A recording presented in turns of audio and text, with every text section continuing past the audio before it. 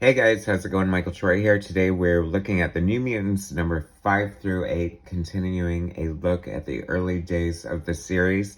Can't wait to share it with you. So subscribe to my channel if you have not already. Please hit that like button and let's get right into it. Like I said, I covered issues 1 through 4 already in another video, so go ahead and look for that. Watch it. It's wonderful. Anyway. Here we go, New Mutants number 5. So I'm a huge New Mutants fan. I love it. I love the series when it first came out. I love the movie. I love, I'm currently not reading, the current, most recent New Mutants, but I think from all accounts it's good. So if it is, great. Maybe I need to look into it. You know, as much as I love New Mutants, it kind of was more of a standard, straight up kind of X book, although there's not much to compare it to except for the X-Men.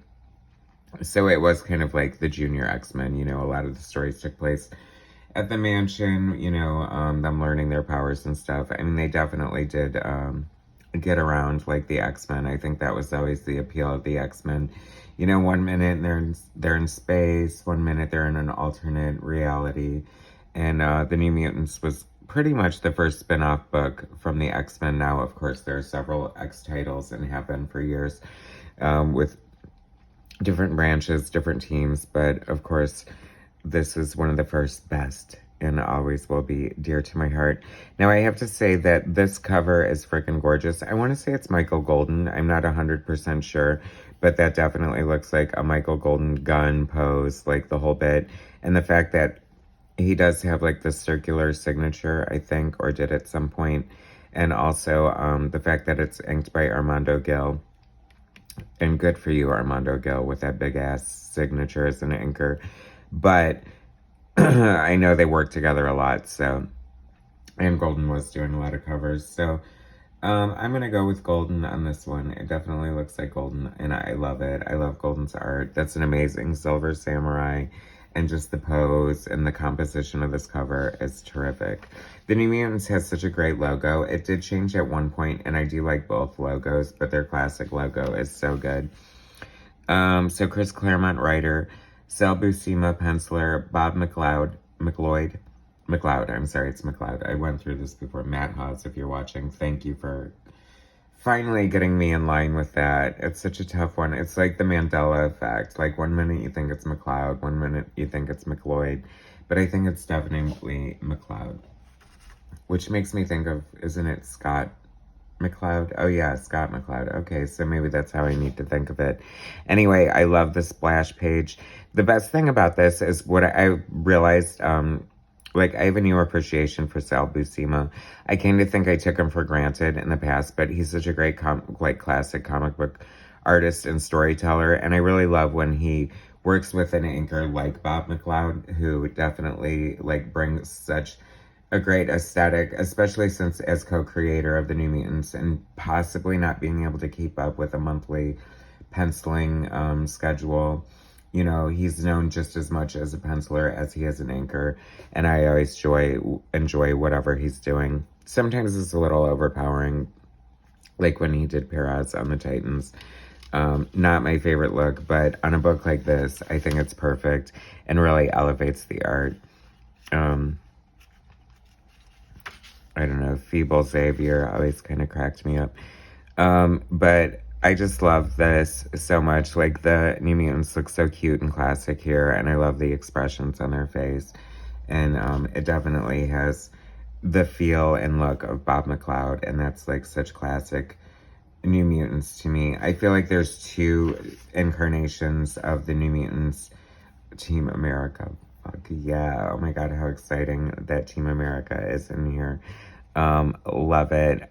There was this comic, Team America. They were like motorcycle guys, obviously, and I think my brother collected it, and I just read his because I couldn't collect everything. I mean, it was definitely not in my wheelhouse as much as the New Mutants were, but totally fun that they're making an appearance here. I love when kind of obscure characters, and I'm not 100% on the background of Team America. I feel like there might have been toys, but I don't know if they were purposely created as sort of a toy commercial, but who knows. Anyway, I don't think they really caught on, but it's just fun to see. I was just looking at, I don't own it, if I might have to track it down, unless the Michael Troy effect kicks in and it becomes too expensive. But Marvel Team Up number 100, Chris Claremont and Frank Miller introduced Karma. And I'm wondering if Frank Miller had anything to do with her actual creation. Because he's utilizing this effect, which is one of the things I always point out about my love of comic books. I love the fact that, like, Cannonball, instantly recognizable, like a power signature, if you will. And Frank Miller was definitely doing that with Karma in her first appearance. So I love how it carried over. Sometimes, you know, it's like different characters like had auspicious debuts and made several appearances before appearing like in their own title or as part of a team. And sometimes, you know, details of their origin or their powers might have been a little skewed depending on if the actual creator started writing them. It's funny. I mean, that's what I love about seeing like characters evolve, you know, see how their powers sort of manifest themselves and go in different directions. It's a fun G.I. Joe ad right there, right? I love the Silver Samurai. Like, he was so, like, in Viper. They were pretty, like, consistently, or just, maybe they just had such a great impact. Like, when Paul Smith drew them in the X-Men, like, that was so amazing. Love that. So I kind of love this era of the X-Men and the New Mutants. It was so much fun. It was definitely, like, a heyday. But I think I was saying earlier and distracted myself. Isn't that great? Like, I have no one to blame, no co-host. I'm completely derailing myself, interrupting myself, and once again, not getting to the point. But the point being, as much as I love New Mutants and their new in their original incarnation, kind of the look Bob McLeod created with, you know, co-creator Chris Claremont, is that they really, of course, blew me away when Bill Sienkiewicz took over. And I think there's definitely room in the universe for both versions. I think both are kind of equally amazing. So I feel like I definitely like am a little bit of a Bill Sienkiewicz cult member. So looking at these is kind of fun. Reminds me how much I really do like the original versions as well.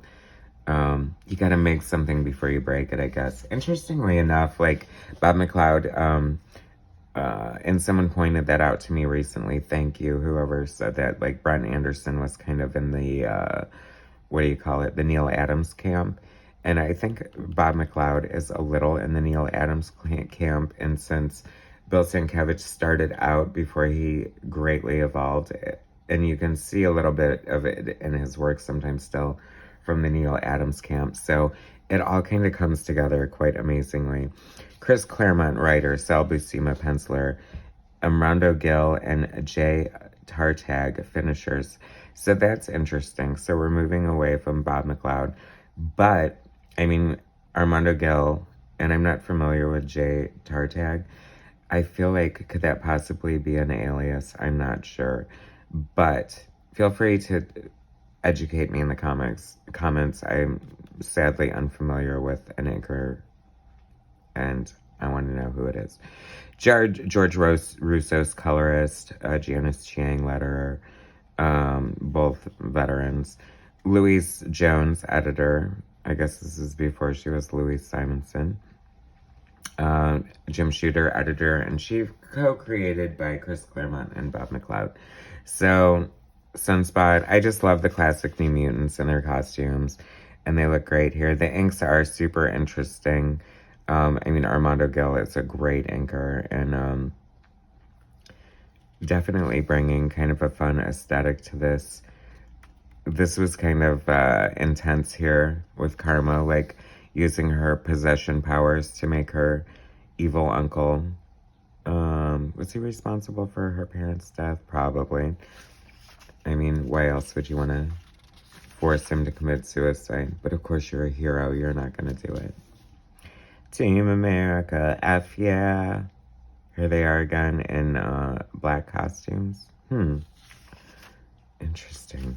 I remember what the hell was going on there, and I don't really care enough to reread it, because we're just looking at the art and reminiscing, and I love a good use of Zipatone, so thank you for that. Are these the AIM members with their, like, little fishnet eye windows? That doesn't seem very practical, does it? Looking through that. You know, you get a double chin when karma possesses you. It's an unfortunate side effect. Could you imagine? Like, would it be temporary or forever? I don't know.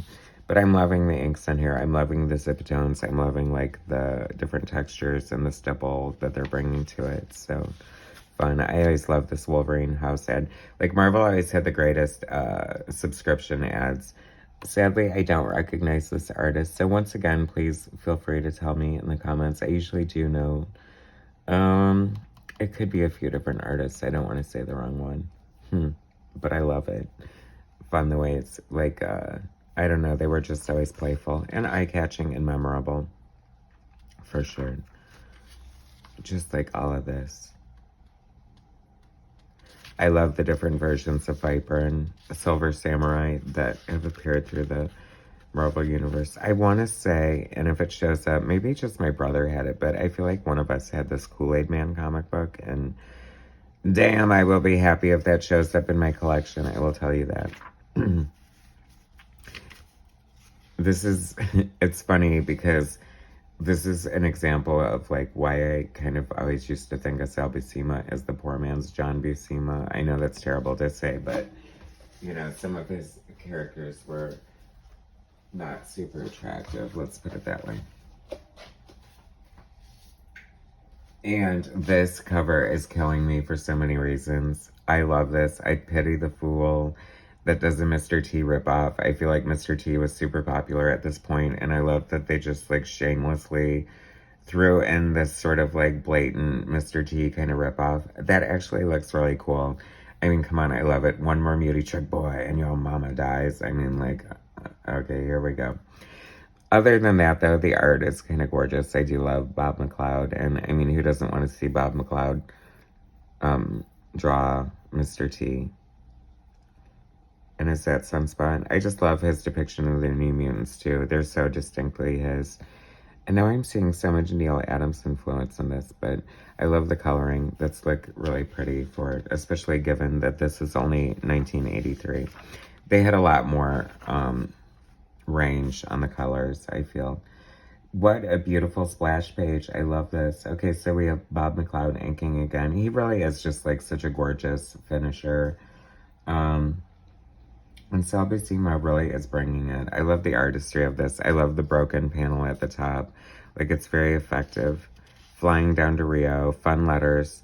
Tom Orzechowski, of course. It's so interesting to think that Tom Orzechowski and Glynis Wein just naturally, like, came over to letter and color, you know, the New Mutants spinoff. And I wonder how that was. It's like, here's your workload doubled. But they probably welcome the work. I mean, I couldn't have paid a ton, especially at the time. And if you're lettering Chris Claremont, like, you should be paid, like, triple. No offense, Chris, because, you know, I love your writing. But, I mean, that's so verbose. Oh, I remember being so excited by this. I mean, not only do we have Mr. T on the cover, we have an appearance by Storm and some of the other X-Men, Colossus, Nightcrawler, some of my favorites. Oh my gosh. Like, it just makes me so nostalgic and happy to, like, I don't know, just look through this. Roberta DeCascos, old white, rich mother. A lot of great, like, shading, textures, and tones that Bob McLeod always brings to his art. Such a great, like, once again, speaking of the signatures of the characters, I just love Sunspot. And the other thing I love about Sunspot is that I kind of envision that when he uses his power, he's surrounded by Kirby crackles. So that's just a fun nugget for me. Little, you know, inside thing with myself as I read my comic books. And now I can share it with you and the rest of the world. what is this? Carnival. Sights, sounds, and smells of Carnival. Which is probably different in Rio than the smells of a carnival in America. Deep fried butter, funnel cakes, and I don't know, BO. Yeah. So cute. I love the New Mutants dressing up in their little, like, fun fantasy outfits. And here we go with the Mr. T ripoff. I love the storytelling. This is so much fun. That is so cool. I love him breaking the panel. I love the, like, silhouette of the car here. Like, it's just so effective and so good. And that is such a dope, like, money shot right there. Axe. Let's bring back Axe because he's kind of freaking amazing. Engine. He calls her Engine. Okay. I don't know. You know, racial slurs and stuff, like, are so cringeworthy. It's weird that that was even acceptable, you know, at that point. But I don't know. Like, I go back and forth with that. Like, when you see it in movies and stuff, like, how woke do you need to be, like, to the point where you pretend like it doesn't exist? It's like, I feel like on one hand, I guess it, in a way, it does perpetuate it. But it's realistic too. I mean, people are horrible in real life and, like, just awful. And I don't know, we haven't evolved that much yet to the point where we can pretend like it doesn't exist. Oh my God, this is such a great page here. Like, this use of Danny using her powers. So she has, like, the ability, Mirage is her code name, and she has the ability to bring out the fears or desires of other people in, you know, holographic projections that make them think they're really experiencing them. And I love the purifiers of the Hellfire Club. It's such a simple design. Like, I always think of the drawn burn depiction during the famous Dark Phoenix storyline, and I just love it so much. And that is just so cool. I love the use of color holds. Like, in 1983, this is, like, about as high-tech as you're gonna get with, like, the color separations and effects. That's a pretty horrific panel right here. Like, is he just full-on about to, like, hack Roberto DaCosta's mother up with an axe? And, like, the horror on her face. Oh my God, that's kind of, like, super horrific. Like, take this panel out of context. Axe. That's as far as you go, run. Or I got yo mama. Okay. I don't even know what to say. It was probably, like, freaking epic and awesome at the time. I don't know. Anyway, love this panel. I love... I mean, here we have a 6-panel page. Very traditional layout. Like, no irregular size panels. No, like, breaking of the border or anything like that. And it's just so cool and effective, the choreography. I just really love it. And that's kind of a testament to Sal Buscema right there. I do love the sound effect making of the panel border. That's genius. Love it. Always love this house ad. John Byrne, like, freaking amazing. One of the best pieces of his career. I have always loved that. What more do you need? John Byrne surrounded by, like, some of the best characters he's ever drawn. Amazing. And then the road trip to Rome. The road trip. I love that I just threw in, like, several different words there. But anyway, she's like, thank God I didn't get my head chopped off by that Mr. T knockoff. I'm going back to Rio. Okay. And, well, all right, I'm getting in the car with Sebastian Shaw. Like, what is going on with their evil parents anyway? I mean, the Runaways thought that they had it. The New Mutants had some evil parents, I think. Didn't they? Didn't they? Anyway, here's the last book and the books we're gonna look at today. And once again, Bob McLeod killing it on the cover. I love that they're, like, fighting these, I guess, Amazons. I think they are in the Amazon. Is that not what it said? Anyway, Bob McLeod, beautiful cover. I cannot say enough about his rendering. I love that Danny is speaking on the cover. They're not as tough as they look, are they, Sam? Completely unnecessary. However, it's just fun. Like, they don't do that anymore in comics, and I think it's such a lost art. Here we go with The Road to Rome. And here, I'm kind of loving the combination of Sal Buscema and Bob McLeod. I think it was genius. It keeps the look consistent with Bob McLeod, and probably keeps it on the monthly schedule. And the level of detail is so beautiful. Is anyone else looking at this page and really wanting to see Bob McLeod draw Swamp Thing? I think that would be beyond. Has he not drawn him? I'm gonna have to look into that. Maybe not. Beautiful rendering here. I love this. I love, Bill Sienkiewicz really changed the game with Rain and made her look so crazy and scary.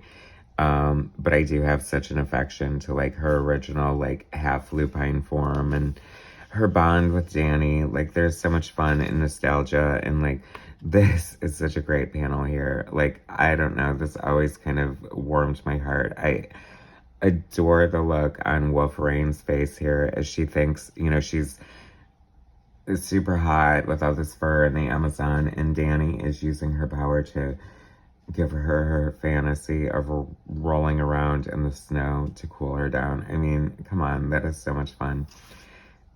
That's what I always loved. I mean, like, a testament to Chris Claremont being, like, such a well-rounded writer is that not only did he tell, like, gripping stories from the mundane to the epic, realistic relationships with complex characters that you truly cared about, and he always managed to honor being a comic book superhero writer at the same time, like, always showing us fun depictions and uses of the characters' powers, even when they were not engaged in combat.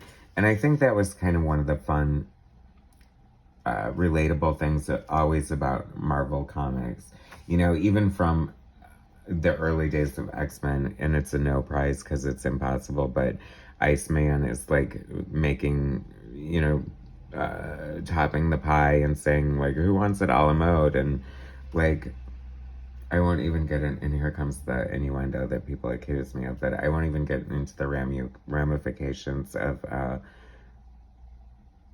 Iceman being able to produce ice cream from his body. I don't know how else to say it than that, but yeah, it's not possible. Okay. Anyway, look at this beautiful art. Here we are.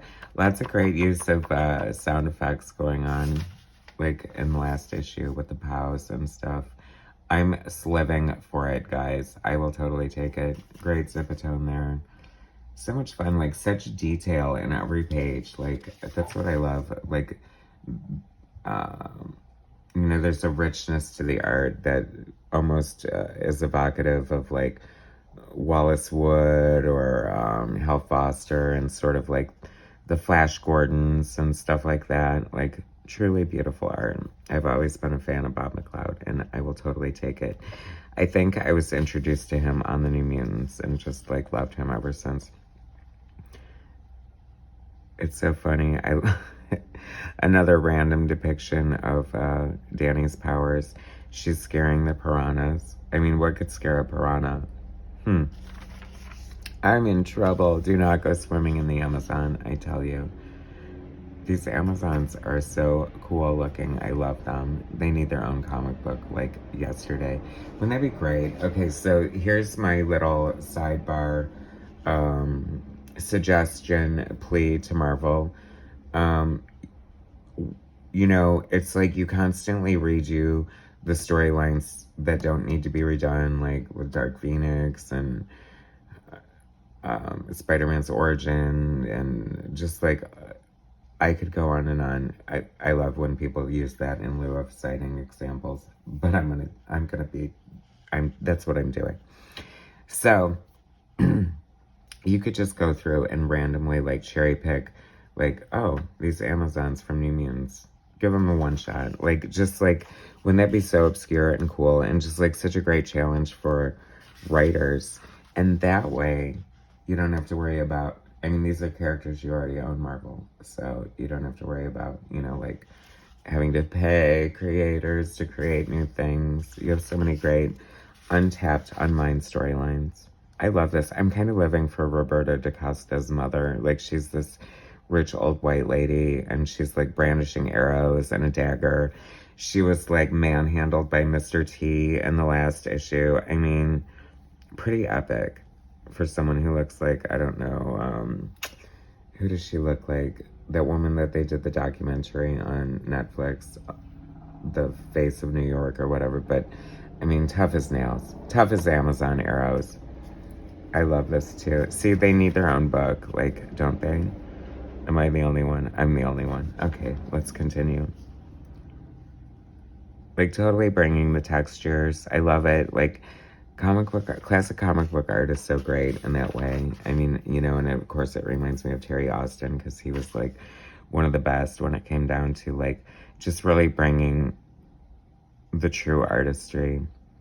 And that's what I love about like a great comic book artist storyteller too. And this is why I always emphasize needing to know how to learn how to draw even the mundane things, because as simple as this looks, it's like you have a bird's eye view in perspective of down shot of like this Amazon tied to a chair.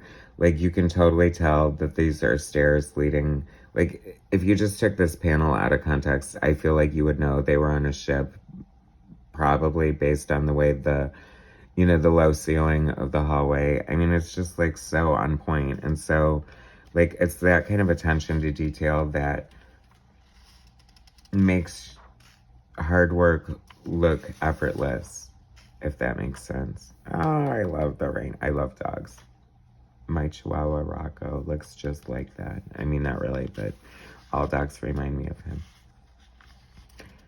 Crack. They were always so brutal. I mean, you're just gonna hit this little girl in the face with the butt of a rifle. Like, I mean, I suppose there are worse things you could do, but it's very horrifying. I love this too. I mean, this is so great. Like, I love this kind of thing. Like, it's really hard to pull off scenes like this, I think, in a comic book. Like, the boat headed towards, and this would, am I looking stupid not calling this a ship? It qualifies as a boat, right? It's only that big. But about to go over the waterfall. Like, how freaking cool is that? That looks so dope. And it's one of 6 panels. Crazy. And there she is, the frickin' Jason Voorhees of the New Mutants universe. Bobby DaCosta's mother. Mrs. DaCosta. Mrs. D. We'll call her that. Tough as nails.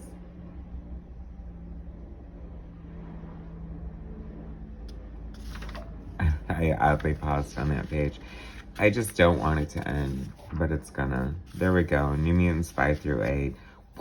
Arena next. Get ready. It's gonna be exciting.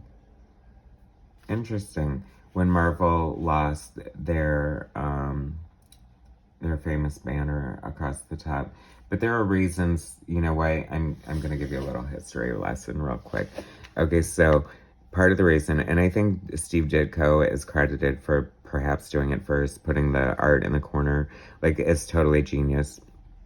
Because at the time when books were sold on the spinner rack, unless you were the bottom comic, which people are not going to see because they're looking down anyway, here's your chance to get the attention of the reader. So you have to have a clever, legible logo. You have a little picture of the character appearing in the book. You know, I mean, they were always consistent. Sometimes they mixed it up, and I think it's smart to mix it up because, you know, oh, hey, I don't have that one. So this is taking up more room on the art. But then when comics move more to the newsstand or direct market, you know, they're not, and you can see more of the full covers displayed, like when you go to comic book stores, I believe. Anyway, so they made more room for the art, which I like. I feel like Marvel in the past was more art forward on a lot of things. Anyway, such a classic, fun romp down memory lane. New Mutants 5 through 8, all these gorgeous covers, possibly Michael Golden. I'm looking forward to your comments, your feedback, your likes, your subscribes, and all that jazz. Thanks so much for watching. Talk to you guys later.